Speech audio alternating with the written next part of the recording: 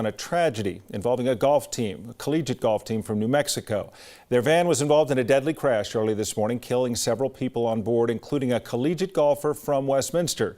The crash happened on a Texas highway as the team from University of the Southwest was heading home. Their van collided head-on with another vehicle, killing 7 in the team van and 2 in another pickup truck. One of those killed is 22-year-old Jackson Zinn from Westminster, who went to school at Ralston Valley. 2 other members of the team were critically hurt in the crash. University of the Southwest is a private Christian university near Hobbs, New Mexico, right on the Texas border. The cause of that crash is under investigation. In the last month, the president of Ukraine has become one of the most well-known leaders in any country in the world. And today, he got a chance to what few people ever get to do, address a joint session of the United States Congress. President Zelensky spoke about the destruction and the heartbreak in his country from the unprovoked Russian invasion that started 3 weeks ago. He made an emotional plea for help and invoked some of the darkest days in American history when talking about his country. Remember Pearl Harbor, terrible morning of December 7, 1941, when your sky was black from the planes attacking you. Just remember it. Remember September the 11th, a terrible day in 2001 when evil tried to turn your cities, independent territories, in battlefields, when innocent people were attacked. He went on to call this the darkest time for Ukraine and for all of Europe.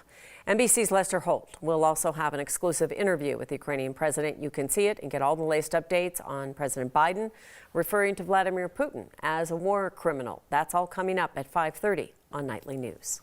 For the first time in 3 years, the Federal Reserve raised interest rates today, and there are plans for several more rate hikes this year. Today, the Fed increasing interest rates by 1/4 point in the first move to try to fight inflation. The chairman, Jerome Powell, said by raising the cost of borrowing money, the Fed hopes to slow inflation, but not to the point that it will send the economy into a recession. At this point, the Fed is signaling 6 more rate hikes this year.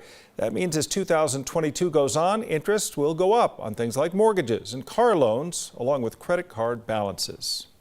A new affordable housing project in Globeville hopes to help people find housing as well as a job. The Stella is a $46 million development with 132 apartments and a career center for people with intellectual and developmental disabilities. 9 News reporter Katie Eastman explains why it's needed. When you apply to a job, you're going to use your email. Sometimes a chance is all that's needed. Type Outlook. At the Laridan Career Center, they give the chance because they see the potential, often when no one else did. I work here. 45-year-old Erin Bargman works at a variety of local businesses through the Career Center's work teams.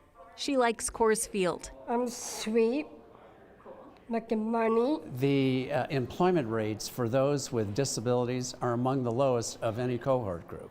The CEO of Laridan, Doug McNeil, has always worked to find employment opportunities for people with intellectual and developmental disabilities.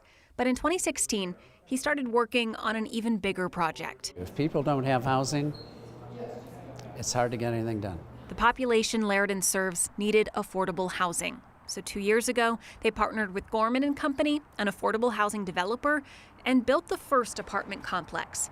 Today, they opened the second.